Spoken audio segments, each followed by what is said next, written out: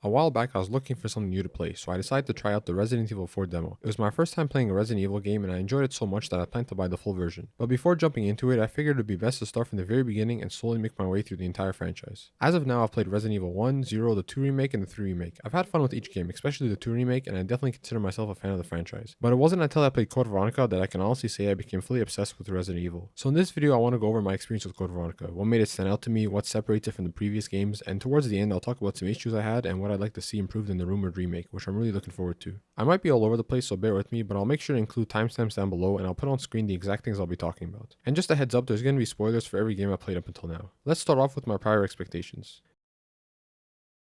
Going into Code Veronica, my expectations were already very different compared to the previous games. I had no idea what I was getting into when I started Resident Evil 1, and then later I knew Umbrella would be involved in some way when I played 0, 2, and 3, but that's about it. Each game was pretty much its own thing, so it was hard to have any strong expectations about where the story was heading. Resident Evil 3 did bring Jill back as the protagonist, but it wasn't really continuing any unresolved plotlines. Code Veronica is different. It's pretty much a direct sequel to Resident Evil 2, focusing on Claire's search for her brother Chris. I've been excited to see them reunite ever since Claire told Leon that she was trying to find her brother, and it was the first time I actually had a specific moment that I was looking forward to in a Resident Evil game. Although I do wish Resident Evil 2 had done more to emphasize Claire's search for Chris. It's her main goal, but it barely got brought up throughout the game. I think it would have been nice if she found some sort of lead into Chris's whereabouts, and then that could have led directly into Code Veronica. Either way, it didn't bother me too much, and I was still eager to finally play the game, not only to see the continuation of Claire's story, but to also see what the game would do with characters like Chris and Wesker. Chris was a character I still hadn't played as yet, since I chose to play as Jill during the first game, so I was excited to finally see him. You know, a while back I saw a discussion about who the face of Resident Evil was, and I had just assumed it was Leon because you see him everywhere. However, I saw longtime fans mention Chris because he's the first protagonist, and they even point to his rivalry with the main villain Wesker. Now, I don't really care too much about this debate, but I was in a weird spot where I had played 4 games so far, and not once have I played as arguably the face of the franchise. Even Wesker, who was cool from what I remember of Resident Evil 1 and 0, but I didn't really think he stood out all that much. And most of what I knew about Wesker's popularity and his rivalry with Chris came from the fans online rather than me feeling it through the games. So before even starting Code Veronica, there was already a lot I was thinking about and looking forward to. Now, of course, it's fun to have expectations, but it's even better when those expectations are met, and Code Veronica 100% delivered.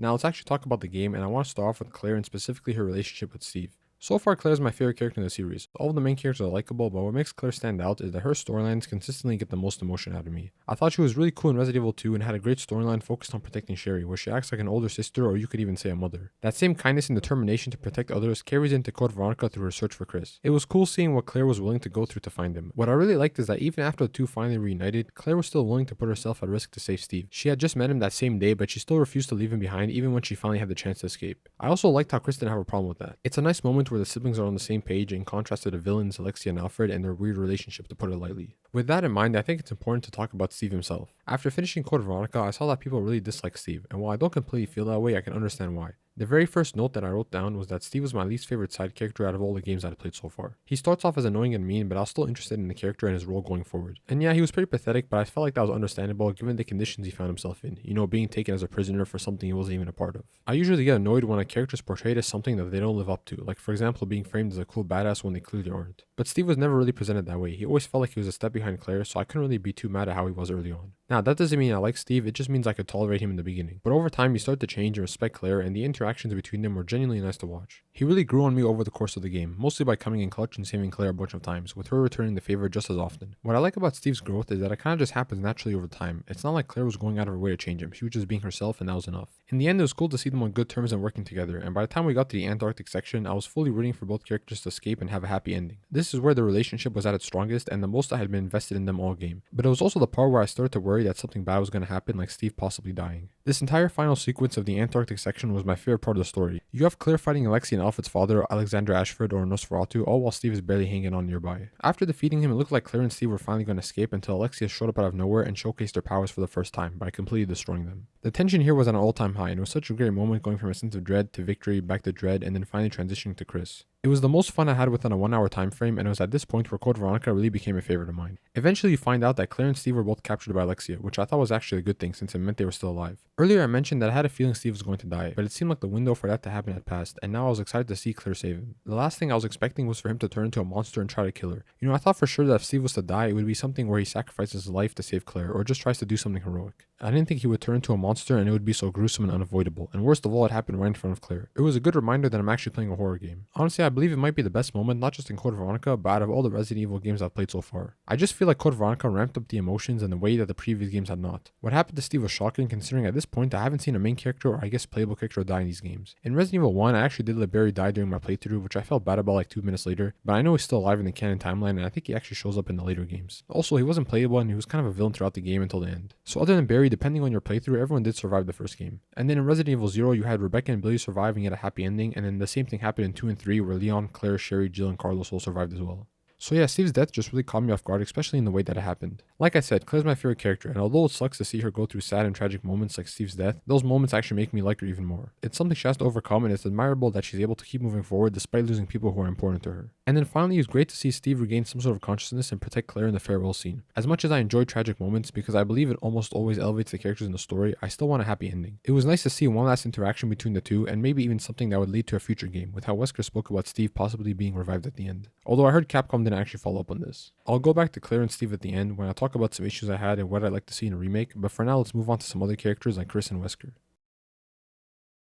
Seeing Wesker again was great. I honestly wasn't expecting him to interact with Claire at all. I assumed he would only really factor into the story once Chris showed up. So that first encounter really caught me off guard. And on top of that, he was way more interesting than he was before. He now has these powers that turn his eyes red and make him incredibly strong and fast. It immediately caught my attention because so far he's the only character in the series with these kinds of abilities. Up until now, every villain has just been a mindless zombie or some variation of that where you can barely call them human anymore. The only character who feels similar is the other major villain in this game, Alexia, who is also human and in control of her powers. Even then, it's still different from Wesker because everything surrounding Alexia's birth and powers was carefully planned, whereas Wesker's powers seem brand new. It makes me wonder whether he can fully control his abilities and if there will be other characters who try and obtain powers like him. Going back to the scene, it was pretty funny hearing Wesker talk about how much he hates Chris, and it was a good way of building up anticipation for when he would finally show up. I was already excited to finally play as Chris, but that feeling only grew after the Antarctic section ended in failure for Claire and Steve. The story introduces Chris at just the right moment and by having him climb up an island of all things. As he's making his way up, we learn that he found out about Claire's whereabouts through Leon. I liked how the game managed to include Leon in some way even though he never physically appears. Getting to send him that email in the beginning and then having that play a part later on in Claire and Chris's reunion was a nice touch that builds on Resident Evil 2. Leon assured Claire that they would find her brother, so it's satisfying to see that follow through here. It's moments like this that make me more invested in the franchise. I'd love to see more interactions between all these characters in future games or even those animated movies, and I really hope that future entries expand on the relationships more. After arriving at the island, we finally got to see Chris and Wesker interact for the first time since the mansion incident. Their interactions are easily some of the highlights of the game. You can feel the tension immediately, and I thought both voice actors did a good job at conveying how much these two hate each other. It was also a good decision to give Wesker powers because it raises the question of how Chris is ever supposed to defeat him. Both times they fight, Wesker completely gets the upper hand, which makes their future confrontations even more exciting. I assume Wesker will be defeated in a way similar to the end of the game, or Chris has to outsmart him, but even then that still might not be enough. It's also revealed that Wesker was hired by some organization whose name wasn't mentioned. I'm guessing we'll learn more about who he works for or works with in Resident Evil 5, but the line about him selling a soul paired with the close-up of his eyes made me think that this organization is responsible for both his revival and his new powers. I interpreted selling your soul as gaining power at the cost of your humanity, but then again it doesn't make much sense that the organization that just hired him to get Alexia is also the same one that revived him. The word hired feels out of place if they're the ones that saved him. I don't know, but either way it's fun to think about and that's what I want, for stories to make me think. Overall, Wesker is far more memorable here than he was for me in Resident Evil 1 or 0. Not only is he still this cool scheming villain, but now he's a physical threat. I liked how involved he was throughout the story, and ending the game on an extended Chris vs Wesker cutscene felt like the perfect way to set up what comes next. Chris was also a great character. He's really cool and easy to root for, just like the other main characters. He's simple, but it works. You know, a lot of the time it's not about how complex the character is. What really matters are interactions and relationships. Chris and Wesker both elevate each other, and the rivalry makes the story a lot better. After Code Veronica, I finally understand why the fanbase loves these two characters so much, and I can't wait to play Resident Evil 5 to see the conclusion to their stories.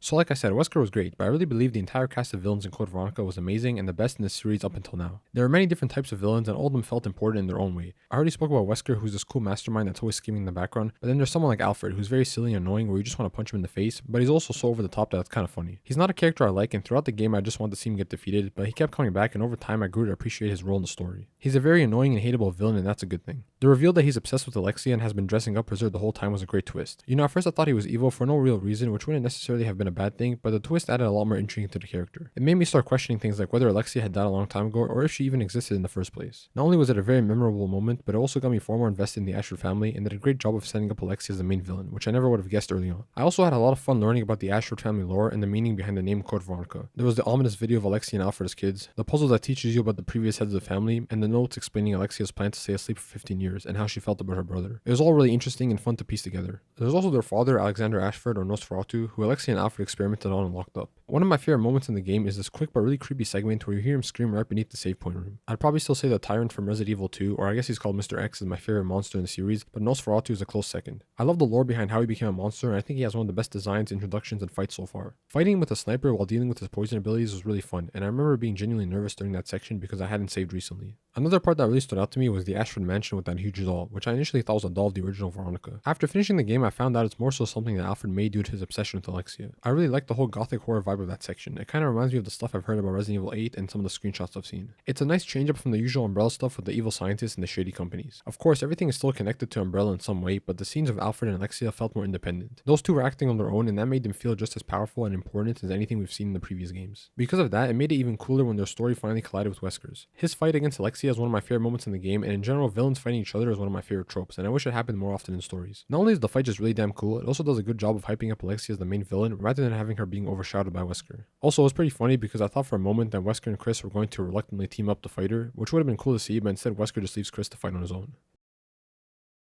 Before getting into the gameplay, I just want to briefly talk about Code Veronica's atmosphere. A strong atmosphere and great soundtracks are pretty much a given for any Resident Evil game, but Code Veronica did a couple things differently that really stood out to me. One of the biggest surprises was just how many cutscenes there were, which I wasn't really expecting from an older entry. I don't recall 1 or 0 having as many as Code Veronica, nor did they look as good. There were also 2 different types, the regular in-game cutscenes and then the more cinematic ones for the really important moments. A lot of the praise I've given to the story so far comes from how effective those cutscenes were, which only helped to increase my immersion. I also liked how the game builds suspense in different ways. When you open a door before a major moment or a boss fight, the animation of the door changes and you hear a heartbeat in the background, and then the controller starts to vibrate. Maybe I'm misremembering, but I don't think Resident Evil 1 or 0 had that effect, but either way, it's something that stood out and was a good way of building tension. And just like the previous games, Code Veronica takes you through a bunch of different locations, but the ones that really stuck with me were the Antarctica base and the Ashford mansion with that massive doll that I mentioned earlier. Returning to the destroyed island later as Chris was also a cool touch, and it was nice being able to solve puzzles and grab items that I originally couldn't when I'm playing as Claire. There was also that cool moment with the security officer and the lighter. Earlier in the game, Claire gives the lighter to the officer she rescues, and later when you play as Chris, you can actually save him from the giant worm, get the lighter back, and unlock a weapon.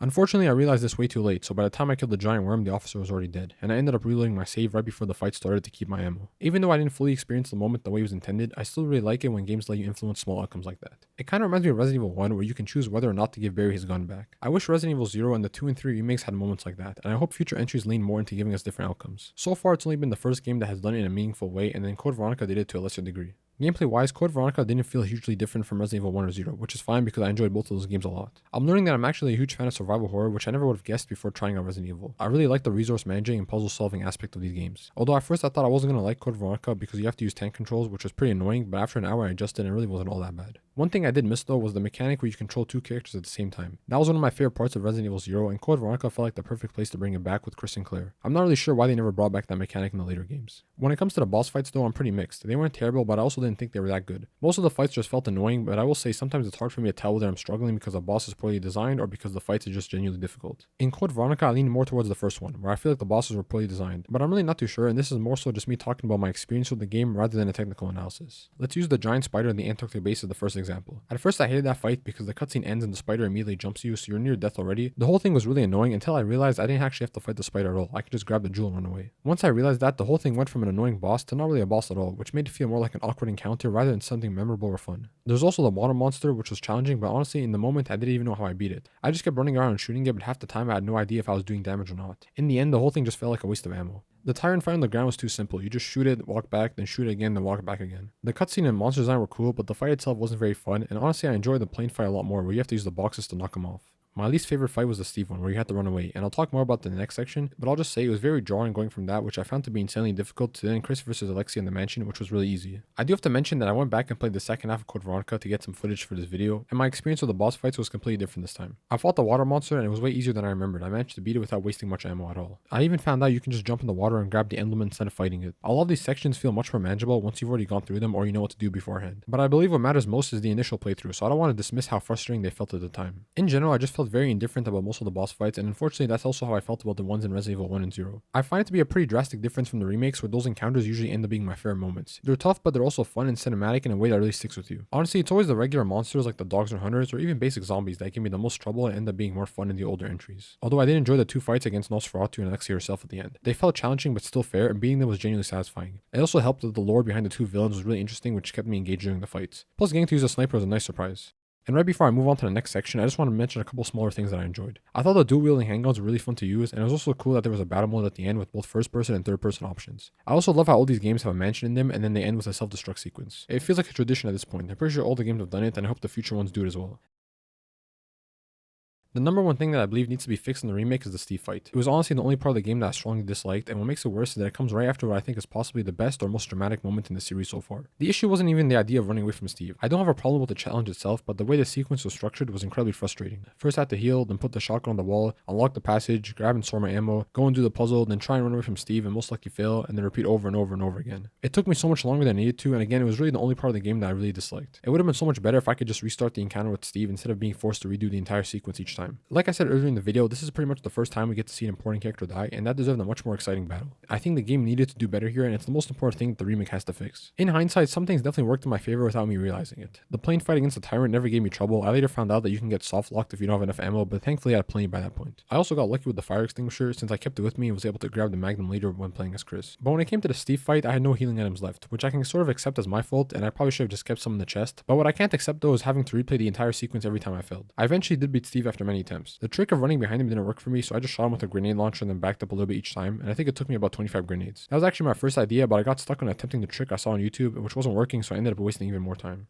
Now in the remake, I wouldn't have an issue if they just flat out removed the chase scene and replaced it with an actual fight against Steve. Or they can keep the chase scene but place it after the fight. Something like the sequences from the Resident Evil 2 and 3 remakes with Mr. X and Nemesis would be cool. The remake has a great opportunity to take one of the worst parts of the game and turn it into one of the best moments. The 2 and 3 remakes have delivered on each boss fight so far, and I think Code Veronica will be no different. On the topic of Steve, although I said I enjoyed his character by the end, I don't believe he was perfect by any means. I think there's a good framework for the remake to build on. All they gotta do is refine him a little bit. For example, they can make his trust issues a little more subtle in some of his first interactions with Claire, or maybe his backstory could be shown instead of him just narrating it. I'd also like to keep the moment where he kills his zombified father, but with better voice acting and better build-up. It can genuinely be an emotional scene rather than something kinda silly. Also, I think they should still include Steve's affection for Claire, but just remove some of the weird or goofy moments, like him crashing the vehicle because he was staring at her. You can still keep the playful moments between them, but instead really emphasize the good that he sees in her despite everything he's gone through and all the evil around him. Something else that bugged me was how scattered the gun and ammo placement was at times. It definitely makes the game more challenging, which I guess can be fun, but I found it to be more annoying instead. A big part of that was how often the game would give me ammo for weapons I didn't even have yet. I had like 200 or 300 arrows and a bunch of grenades before I even got the arrow or grenade launcher. Maybe the previous Resident Evil games did this too, but I can't really remember, but Code Veronica was the first time I noticed it enough for it to actually bother me. Because of that, there were a lot of situations where I wouldn't have the launcher when I really needed it, like against hunters, so I had to use my handgun instead. And then when I finally did get the launcher, I'd have almost no handgun ammo left for the regular zombies. So I felt like the game was making me waste ammo at times, and I couldn't really do much about it. All of this was mostly an issue in the first half of the game before Claire and Steve got to the Antarctic base. After that, I never really noticed this problem, and either way, it feels like something that could easily be fixed in Remake. Now regarding the story, I do think Claire could be a bit more involved in the in-game fights, like against Alexia or even Wesker. That said, I still believe it made sense that Chris was the one who ultimately fights Alexia. You have Chris, Wesker, Umbrella, and by extension the Ashford family, who are all tied together, so it feels fitting that Chris is the one standing there in the final battle. Meanwhile, Claire's story has always felt more personal to me. She's just trying to survive, protect people, and find her brother, rather than directly going after Umbrella in the way that Chris does. Although by the end of the game, she definitely becomes motivated to help Chris actively fight them. If the remake turns Claire vs. Steve into a full-on boss fight, then I think that could work well as her conclusion in the game. So in that case, I wouldn't need Claire to be involved in taking down Alexia. But if they want to keep the remake similar to the original, with Claire mostly running away from Steve, then yeah, I do think she should have some sort of role in the final battle. You can have her team up with Chris with the option to choose who you want to play as, or maybe even switching between the mid-fight. So it's not that I need Claire to be the one who defeats Alexia, I would just like her to have at least one big memorable moment at the end. Again, if they overhaul the Steve part and make that her big moment, then that works. But if the remake keeps the Steve part mostly the same, then yeah, it'd be nice to see Claire a bit more involved instead of being sidelined. I think the ideal outcome would be getting both scenarios. Turn Claire vs. Steve into an actual boss fight, and then have Claire and Chris take on Alexia together. So even though I enjoyed the game's finale, and I understood why the story shifted towards Chris by the end, I still believe the remake has an opportunity to improve it. And while we're talking about the finale, I do wonder whether a remake would turn Chris vs. Wesker into an actual boss fight, or just keep it as a cutscene. I don't really have a preference either way, since Wesker doesn't actually get defeated in this game, so it'll be interesting to see how they handle it. But I would like to see Claire do something to piss Wesker off, considering he beat her up pretty badly and then took Steve's body at the end. I'd also like the remake to include more interactions between Chris and Claire. They reunite but then split apart really quickly, and obviously it makes sense why they split up, but I think there's an opportunity to include more scenes between them. For example, there could be a moment where Chris is consoling Claire after Steve's death, and it could even be a chance to reference the mansion incident and the people that Chris lost. That's just something I came up with right now, but really I'd be happy with any sort of interaction. When I look back on the Resident Evil games I've played, it's always the characters and the story that stick with me the most. Things like learning the truth about Barry and Wesker, Rebecca and Billy's journey in Farewell, Leon and Ada's romance, Claire protecting Sherry, and then Jill and Carlos growing to trust each other. When I finish a story, I want to be able to look back and remember scenes that truly stood out. That's why I've enjoyed each Resident Evil game, and Code Veronica is no different. A lot of my favorite moments in the series come from this game. There were long-term payoffs like Claire reuniting with Chris, amazing villains such as Wesker and the Ashford family, intense cutscenes like Chris vs. Wesker and Wesker vs. Alexia, and even something emotional like Steve's death and all the build-up to it. Story-wise, this is the most complete Resident Evil game so far, and it delivered on all my prior expectations. expectations. It built off the previous games in a really satisfying way and felt like a natural continuation of everything that had been set up. The game definitely has its flaws, but none of them take away from how much the best moments stick with you. Personally, I always remember Code Veronica as the Resident Evil game with some of the highest highs. I was already a fan of Resident Evil, but by the time I finished Code Veronica, I was completely all in on the franchise. At this point, even if some of the later games aren't as strong as the earlier ones, I don't think it'll affect my enjoyment too much. I've reached that level of investment where I'm so attached to the characters and the world itself that I'll always be able to find something to enjoy. Maybe even more so than the earlier games where I was still new to everything. In a way, Code Veronica feels like a season finale, in the sense that I've been fully introduced to the main characters and villains, and now I can look forward to what comes next. I have really high expectations for the remake, and the game already has a really strong foundation. It just needs a little bit of fine-tuning. If Capcom improves on Code Veronica's weaknesses without changing what makes it special, then I really see the remake ending up as the best game in the franchise. So that's all I have to say about my experience with Code Veronica. I hope you guys enjoyed the video. If you did, please leave a like, I'd really appreciate it. And let me know in the comments how you feel about Code Veronica and just the Resident Evil franchise in general. What did you like, what did you dislike, and what do you want to see in a remake? Also, if you're interested in more videos when the remake comes out, feel free to subscribe because I plan to talk about it when it releases. Thanks for watching. Yeah, it's payback time. We've got to destroy Umbrella. Now, let's finish this once and for all.